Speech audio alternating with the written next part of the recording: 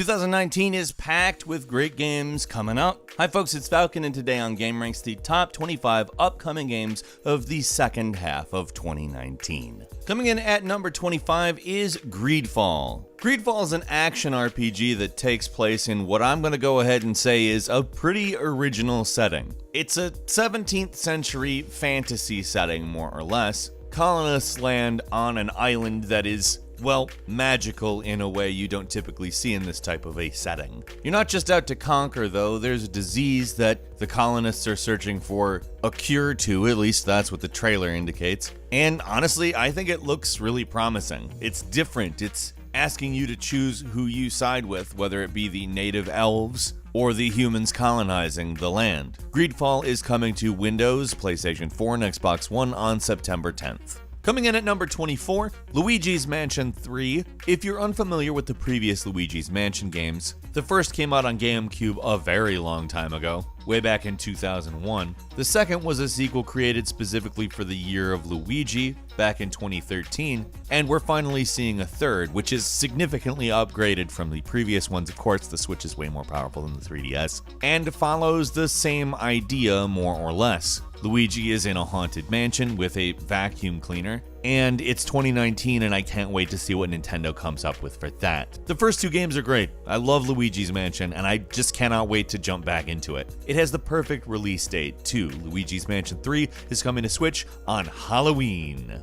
Number 23 is Daemon X Machina, and it is a highly stylized, fast-paced, action third-person mech shooter. This is one I'm really excited about because it looks completely wild. You make a custom player character, you drive a mech, and you battle with other mechs. Now that's a very basic explanation, however, paired with the visuals, I'm there. You don't even need to say anything else to me. However, apparently there's some cool systems in place like scavenging body parts and weapons, and a 4-player cooperative multiplayer, which I'm very there for considering this is a Nintendo Switch game. Daemon X Machina is exclusive to Switch and it's hitting on September 13th. Number 22 is the Medieval remake. If you remember the original way back in 1998, it's basically an action-adventure hack and slash that is heavily influenced by the visuals of The Nightmare Before Christmas. It's one of those games where the game is actually really good, but the visuals didn't age as well as a lot of titles from that era did.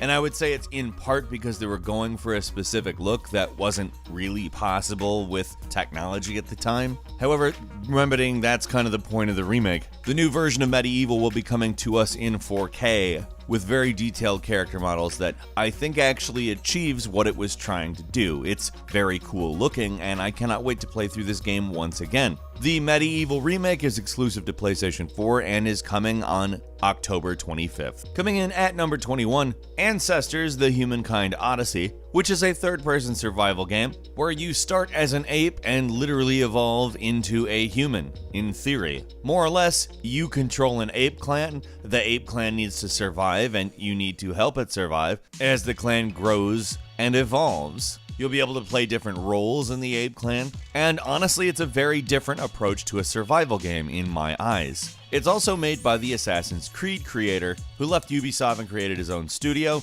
Ancestors appears to be the fruits of that labor. It's coming to PC on August 27th. Coming in at number 20 is Shenmue 3. I'm somebody who played the first two Shenmues when they came out. I can tell you that gaming has grown immensely since these games, and while they are a massive influence, I am excited to see exactly what they do. Now, you could say that Shenmue is basically the precursor to Yakuza, and I think in some respects Shenmue 3 is going to resemble Yakuza a little bit more, on account they've talked about modernizing certain elements of it. Shenmue was very boring at times, but it was because you actually had to pass all of the time every day. And in some respects that was actually really cool. And I tried to go back to it earlier this year to prepare for Shenmue 3 coming out, and it is a labor of love to go through that game. I'm very interested to see the contrast between Shenmue 3 and previous Shenmue titles. It's coming to PC and PS4 on November 19th. Coming in at number 19,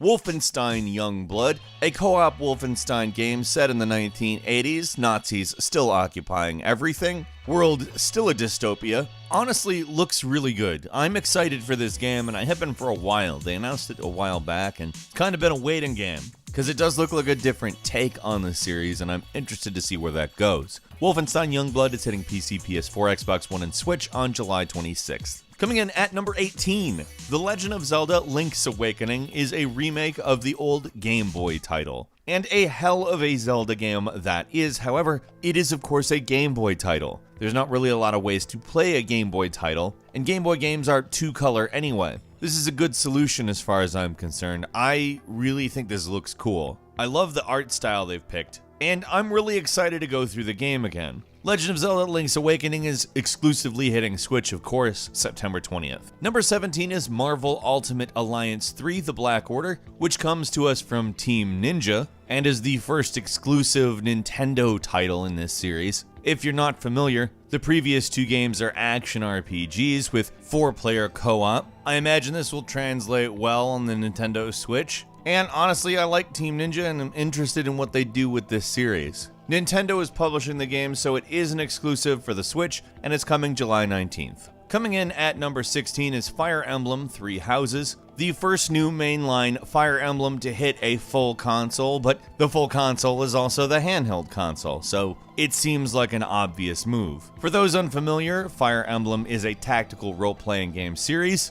Interestingly enough, this game looks more like Fire Emblem than you would expect, and it really ramped up the graphics given the move to a more powerful piece of hardware. The plot this time around involves an Academy of Magic, and I'm sure that's going to cause a ton of Harry Potter comparisons, but that being said, I'm looking forward to it when it hits Switch exclusively on July 26th. Coming in at number 15, World of Warcraft Classic, which is more or less a reset to the year 2006 in the World of Warcraft. In 2006, the game had been around a short while, it had developed a little bit, but not a lot, and it was relatively much better as far as bugs go. However, it was also World of Warcraft in 2006, and for certain people, that holds a lot of charm. A return to vanilla WoW is going to be a big thing for at least a few, because in those days the game encouraged a lot more co-op. It was a little more community oriented in that way too, and it will be interesting to see exactly how people react to it. World of Warcraft Classic is hitting PC on August 27th. Coming in at number 14,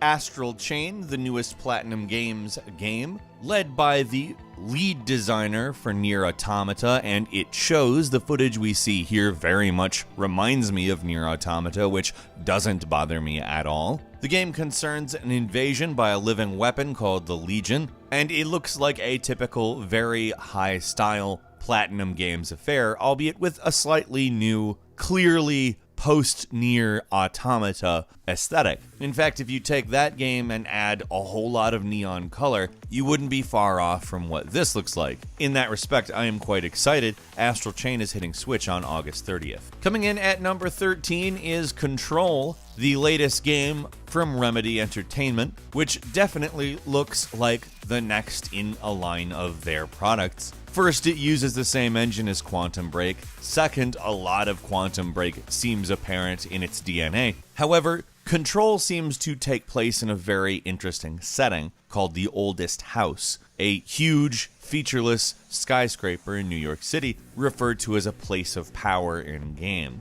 It's apparently also built like a Metroidvania, and for me, the idea of a Remedy game combined with a Metroidvania sounds quite interesting. There's obviously a supernatural element of it, and there are some elements where they even say you might be in charge of building the story yourself, although I've heard less of that recently. Control is hitting PC, PS4, and Xbox One August 27th. Coming in at number 12, The Surge 2 looks like a proper follow-up to The Surge, expanding on some of the things that make The Surge cool. The developers have noted that they've ramped up on what I'm going to call surginess, as well as the ability to create your own character, and a much wider variety in combat options. The Surge 2 is supposed to take place in a much more vertical fashion, and I think that that's going to work out well because in some respects I think that it's quite a bit more suited to that than your typical Soulsborne game. I'm excited to see how that works out when The Surge 2 hits PC, PS4, and Xbox One on September 24th. Coming in at number 11, it's Grid, the fourth game in the Grid series. This rebooted Grid looks like it's going to be attempting to find a balance between arcade and simulation type racing,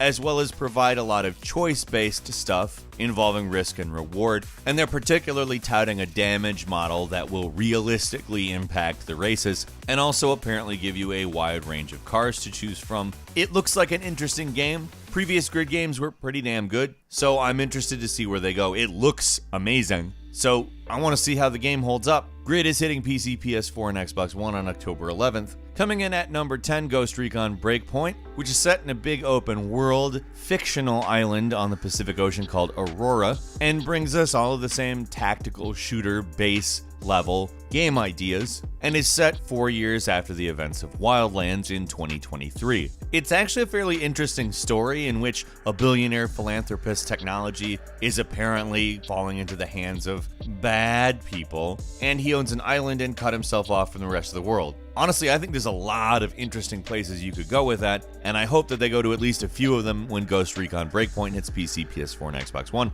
on October 4th. Number 9 is the Dark Pictures Man of Medan, Supermassive Games' foray into multi-platform development in which they intend to create a large sort of cinematic universe for their games, Man of Medan being the first. Now, it looks to be taking a large amount of the approach of Until Dawn, which is a good thing because Until Dawn is a great game. Ultimately, the game is about a crew of people caught on a cursed ghost ship having to deal with its captain. Knowing that as the setting for an Until Dawn style game, I think should work pretty well, and I'm excited to see that. The Dark Pictures Man of Medan hits PC, PS4, and Xbox One on August 30th. Coming in at number 8, Call of Duty Modern Warfare is a soft reboot to the Modern Warfare series, intended to take place in a quote-unquote realistic and modern setting. Now, the intent is to provide moral choices that are not only, obvious moral choices, but also tactical oriented, and rely on perhaps more difficult, troubling moments in its plot. A lot of the preview stuff has been compared to No Russian from Call of Duty Modern Warfare 2, and honestly, I think that's very interesting. It's also going to be the first Modern Warfare game with cross-platform multiplayer, and I think everybody's looking forward to at least one of the elements I've mentioned here. I've got my fingers crossed. Call of Duty Modern Warfare 2 is coming to Microsoft Windows, PlayStation 4, and Xbox One on October 25th. Number 7 is The Outer Worlds, Obsidian's new game that looks like it's going to give us the Fallout we wished that we got, with a slightly different premise. Of course, it takes place in space, and there's way more color. It also has nothing to do with Bethesda, so they haven't marred it by using their engine again. It's an Unreal game, and honestly, I'm really excited for this game. It's probably not going to be a one-to-one Fallout game per se, but it looks to be capturing the feeling of what everyone loves so much about New Vegas. And I'm there. I'm really, really there. The Outer Worlds is coming to PlayStation 4, Microsoft Windows, and Xbox One on October 25th. Number 6 is Gears 5, which although is the first game in the series not to say Gears of War, I think we all know that it's Gears of War 5. It focuses more on Kate Diaz, which, let's be honest, the first in this new trilogy of Gears games, pretty much did the same, although the entire cast is pretty much back, and although in the previous game, it functioned kind of like Mad Max, in which you were there for Kate Diaz's story, you're now Kate Diaz, and I think it's going to work out well. The first had some growing pains, but I think the second is going to develop the story because it actually starts to deal with her origins, and that's a big chunk of the story, and I'm interested in that. Gears 5 is coming to PC and Xbox One September 10th. Coming in at number 5 is Doom Eternal, the sequel to the highly successful 2016 reboot of Doom, and in a lot of ways looks to continue on that path. Everything looks bigger, everything looks much more apocalyptic, and there's a shotgun with a grappling hook. I repeat, there is a shotgun with a grappling hook. I'm sold, period. You don't need to tell me even anything else. That's all I need to know. It's more Doom. And Doom Eternal is coming to PC, PS4, Xbox One, and Switch on November 22nd. Coming in at number 4 is Pokemon Sword and Pokemon Shield. How can you not be excited for these? They're two completely new full Pokemon games, and I'm quite excited to get into them. Now, what's shocking is these are actually the first Pokemon games that look like this. I mean, full Pokemon games. it really looks like a hell of a lot of fun. Of course, they're core Pokemon games, so we know what to expect gameplay-wise, but it's really cool to see all of these different elements expressed visually, and I'm very excited for that. Pokemon Sword and Pokemon Shield are coming to Switch November 15th. Coming in at number 3, Star Wars Jedi Fallen Order, a game that looks very much like it could be very, very good. However, in the gameplay demo we've seen, we do have to address the fact that some elements of it are maybe a little repetitive. Now, it could be very much that they tried intently to not give us any big experiences, any big giveaways, and in a lot of respects, the gameplay itself looks like it is arranged, executed, and controls quite well, and I'm also quite excited for the story it intends on telling, so basically I have high hopes. I am tempering them just a bit gameplay-wise, but I'm excited story-wise. The lightsaber play looks like it could end up being very fun, and in some ways it looks like a more measured version of Force Unleashed. I hope that's the case. Star Wars Jedi Fallen Order is coming to PC, PS4, and Xbox One on November 15th. Coming in at number 2, Borderlands 3. That's right, the third Borderlands. A game that looks like it builds significantly on previous titles. It is, of course, a loot-driven first-person shooter, but it looks significantly larger this time around with a much more detailed graphic style that doesn't look out of place or like it has changed anything, but it does look like a big upgrade. Also, something I'm particularly happy with the addition of is the crouch sliding, which is influenced by Titanfall or Apex Legends. And to see where Borderlands goes from there, I think should be interesting. Borderlands 3 is hitting PC, PS4, and Xbox One on September 13th. And finally, coming in at number 1, it's Death Stranding. Now, this is going to be the game that makes or breaks Hideo Kojima post-Konami, I think. He spent a long time on it, and it's still confusing people on the daily. We don't know exactly what this game is. It's maybe kind of a stealth game, but maybe not. It's certainly bizarre looking, much more bizarre looking than even Metal Gear Survive, which injected cone zombies, I guess. But this gives us a world that's just beyond anyone's imagination to the point where I just want to play it to find out what's going on. I imagine it's going to be fun as hell, but I want to know what's going on. Death Stranding is hitting the PS4 on November 8th. Couple of bonus games for you, including Monster Hunter World's Iceborne expansion, with a new story that picks up after the main game, and a new locale called Hoarfrost Reach. Obviously, this means a lot more monsters, and Monster Hunter World is a hell of a fun time, so I'm looking forward to it. That's hitting PS4 and Xbox One September 6th. Next is Destiny 2 Shadowkeep, the fourth expansion to Destiny 2, which will bring new content for every single aspect of the game, including new PvE locations, new PvP maps, new mainline missions, and a host of other content. That's hitting PS4, Xbox One, and Windows on September 17th. And finally, Code Vein, which is kind of an anime Dark Souls vampire-y action RPG that looks to be quite dark, but quite interesting. Code Vein is coming to Windows, PlayStation 4, and Xbox One on September 20th.